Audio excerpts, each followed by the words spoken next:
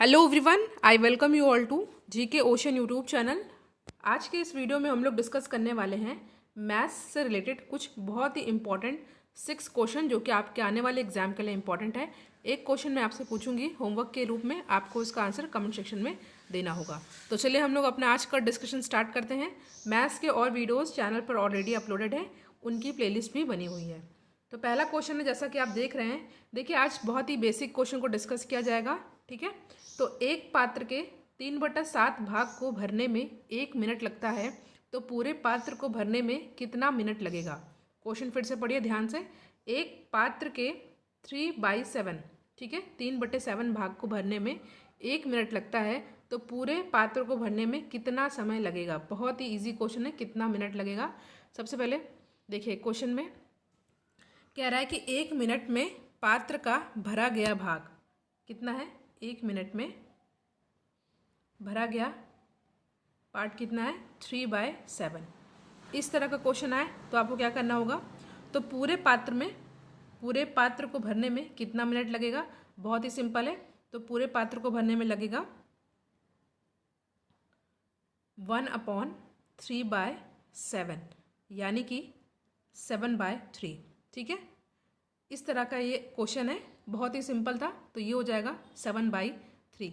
Simple सा question है। अगर आपको ऐसे ही करना, इस तरह क्वेश्चन है तो जस्ट आपको ट्रिक लगा देना है, जो भी दिया हुआ है, ठीक है, उसका जस्ट उल्टा हो जाएगा, रेसिप्रोकल हो जाएगा, तो 7/3 हो जाएगा। ठीक है, कैसे, क्योंकि 1 मिनट में देखिए 1 मिनट में 3/7 पार्ट को फिल हो रहा है, तो पूरे पात्र को फिल होने में कितना टाइम लग जाएगा, ये लग जाएगा 1/3/7, जो कि क्या हो जाएगा 7/3। अगर आपको टाइम बचाना हो तो जस्ट इसका उल्टा कर दीजिएगा। तो यहाँ पे हमारा ऑप्शन नंबर डी हो जाएगा करेक्ट आंसर। नेक्स्ट क्वेश्चन पे आते हैं हम लोग। देखिए इस तरह के 2 क्वेश्चन हैं, आज की जो पीडीएफ है इस तरह के 2 क्वेश्चन हैं। इस वाले क्वेश्चन को मैं आपको बता दूंगी, इसके बाद का जो क्वेश्चन होगा उसको आपको कमेंट सेक्शन में उसका आंसर आपको करना होगा। ठीक है, तो क्वेश्चन क्या कह रहा है, सिंपल सा है, फॉर्मूले पे बेस्ड है। क्वेश्चन कह रहा है कि 36 व्यक्ति यानी कि 36 व्यक्ति एक कार्य को 18 दिन में पूरा करते हैं। ठीक है, 36 व्यक्ति एक कार्य को 18 दिन में पूरा कर सकते हैं, तो 27 व्यक्ति उसी कार्य को कितने दिन में पूरा करेंगे। अगर आपने मैथ्स की प्रैक्टिस की हो तो आपको पता है, बहुत ही सिंपल सा ये क्वेश्चन है। ठीक है, क्वेश्चन क्या कह रहा है कि 36 व्यक्ति एक कार्य को 18 दिन में पूरा कर सकते हैं, तो 27 व्यक्ति उसी कार्य को कितने दिन में पूरा करेंगे। ठीक है, तो सिंपल सा फॉर्मूला आपको एक याद कर लेना है, ये है formula M1D1 is equal to M2D2। ठीक है, M2D2, इसमें से क्या है, देखिए M1 यहाँ पे हमारा है 36 व्यक्ति। ठीक है, D1 क्या है, यहाँ पे कितने दिन है, M मतलब मैन यानी आदमी, यानी कि व्यक्ति कितने हैं 36, डेज कितना हो रहा है, दिन कितने हो रहे हैं 18 दिन। M2 कितना यानी कि 27 व्यक्ति है, आपको ये पता करना है, D2 पता करना है। ठीक है, तो सिंपल सा है ये, M1D1 is equal to M2D2। ठीक है, सारी वैल्यू आपको फिल कर देनी है यहाँ पे। तो यहाँ हो जाएगा 36 × 18 इज इक्वल टू, ये 18 है, M2 कितना दे रखा है 27, और मल्टीप्लाई D2 को x मान लीजिए। ठीक है, फिर हमें सॉल्व कर लेना है, तो 36 × 18 ये मल्टीप्लाई करेंगे हम लोग। ठीक है, यहाँ पे आ जाएगा 36 × 18, फिर ये नीचे आ जाएगा डिवाइड, ये हो जाएगा 27, और हमें यहाँ पे x की वैल्यू पता चल जाएगी। ठीक है, तो हम लोग कट पीट करेंगे और आंसर हमारा आ जाएगा। ठीक है, जैसे हम लोग यहाँ कट करते हैं, यहाँ हो जाएगा 3, यहाँ हो जाएगा 2, 3 1 ज़ा 3, 12, और 12 को 2 से मल्टीप्लाई करेंगे तो 24। ठीक है, 24 हो जाएगा हमारा करेक्ट आंसर। सिंपल सा था, 36 × 18 इज इक्वल टू 27 × x। ठीक है, क्योंकि हमें दिन नहीं पता था, तो 36 × 18 यही रह जाएगा, और ये 24 यहाँ आ जाएगा नीचे, 27, हाँ 27, और यहाँ पे हमें वैल्यू पता चल जाएगी। ठीक है, 24 हो जाएगा हमारा करेक्ट आंसर। देखिए वीडियो आपके लिए हेल्पफुल हो तो वीडियो को लाइक कीजिएगा और इसको शेयर भी ज़रूर करिएगा। इसी तरह का सेम क्वेश्चन है, सेम टू सेम क्वेश्चन है। यदि 4 व्यक्ति किसी कार्य को 3 दिन में करते हैं, तो 3 व्यक्ति उसी कार्य को कितने दिनों में करेंगे। 4 ऑप्शन आपके सामने दे रखा है, वही फॉर्मूला होगा M1D1 is equal to M2 D2। इसको आपको करना है और इसका आंसर आपको कमेंट सेक्शन में देना है, ठीक है। सिंपल सा क्वेश्चन है। अब नेक्स्ट क्वेश्चन पे हम लोग आते हैं। क्वेश्चन है आपके सामने, ये क्वेश्चन भी बहुत ही ज़्यादा ईजी है। लिखा है एक पंखे को 1200 रुपये में बेचकर संजय 200 रुपये की हानि करता है, ठीक है। क्या करता है? हानि करता है। ध्यान से देखिए क्वेश्चन। एक पंखे को 1200 रुपये में बेचकर संजय 200 रुपये की हानि करता है, कितने में बेचने पर उसे 10% का लाभ होगा, ठीक है। 4 ऑप्शन आपके सामने दे रखा है।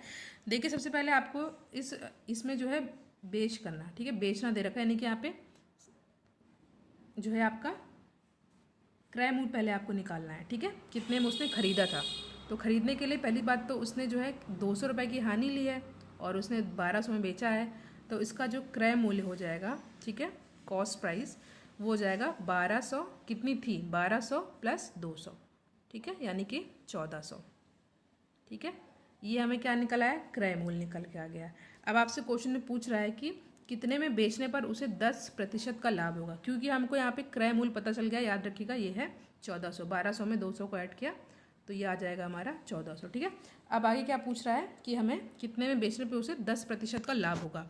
तो 10% का लाभ लेने के लिए जो फॉर्मूला होगा हमारा, हो जाएगा क्रय मूल्य, जो कि हमारा यहाँ पे मैं सिंपल से लिख दे रही हूँ, क्रय लिख दे रही हूँ शॉर्ट फॉर्म में, इनटू यहाँ पे 100 लिखते हैं, और कितना प्रतिशत हमको जो है लाभ होना चाहिए वो यहाँ पे लिखना है 10%, और अपॉन 100 होता है, ये फॉर्मूला होता है, ठीक है।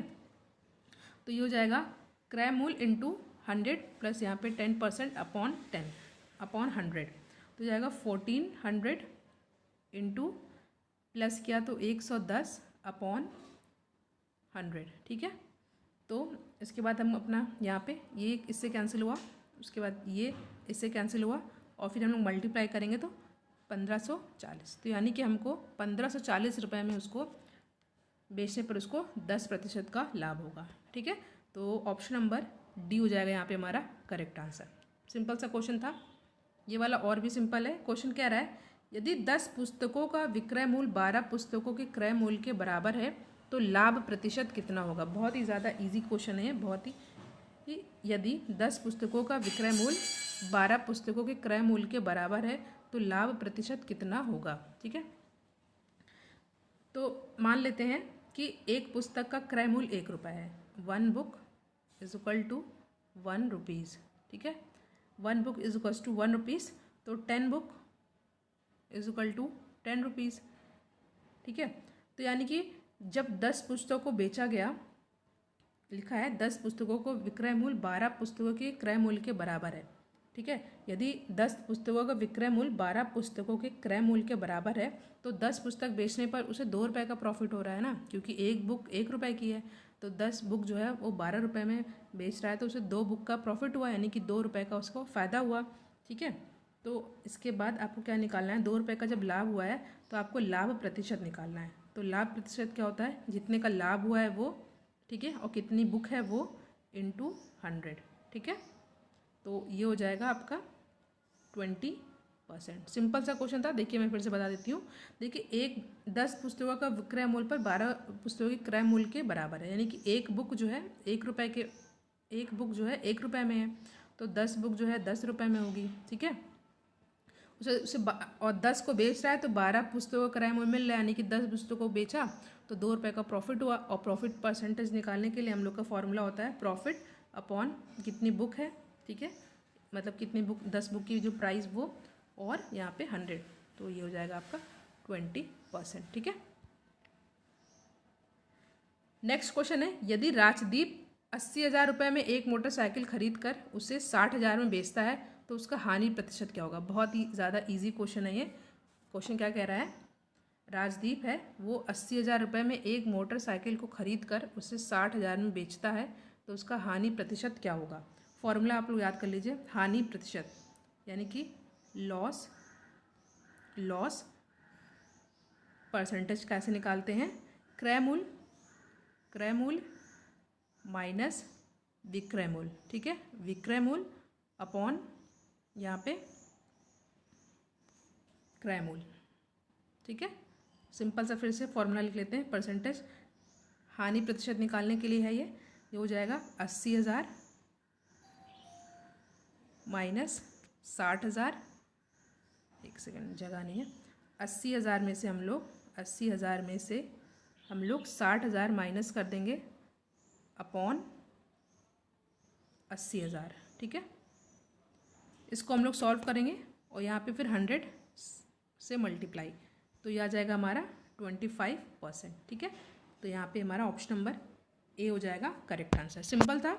80,000 में से क्रय में से विक्रय मूल्य को माइनस करके अपॉन क्रय मूल्य इंटू 100, ठीक है। इसी तरह सेम क्वेश्चन है कि 20 पुस्तकें बेचने पर राजेश को 4 पुस्तकों के विक्रय मूल्य के बराबर लाभ होता है, उसका लाभ प्रतिशत क्या होगा। क्वेश्चन फिर से पढ़िए। क्वेश्चन कह रहा है 20 पुस्तकें बेचने पर राजेश को 4 पुस्तकों के विक्रय मूल्य के बराबर लाभ होता है, उसका लाभ प्रतिशत कितना होगा। 4 ऑप्शन आपके सामने दिया हुआ है। देखिए 20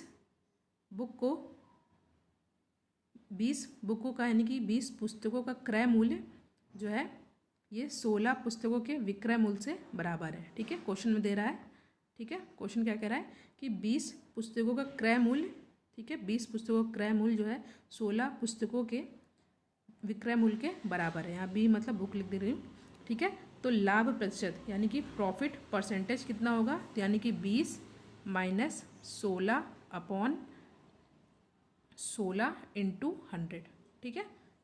यहाँ पे लिख देती हूँ 20 माइनस 16 अपॉन 16 इंटू 100, ठीक है। इसको हम लोग सॉल्व करेंगे तो यहाँ पर आएगा 4 अपॉन 16 इंटू 100, और इसको जब हम लोग सॉल्व करेंगे तो हमारा आ जाएगा 25%, ठीक है।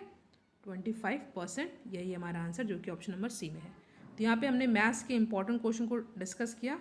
जो क्वेश्चन मैंने पूछा है उसको आप कमेंट सेक्शन में ज़रूर बताइएगा। Thank you.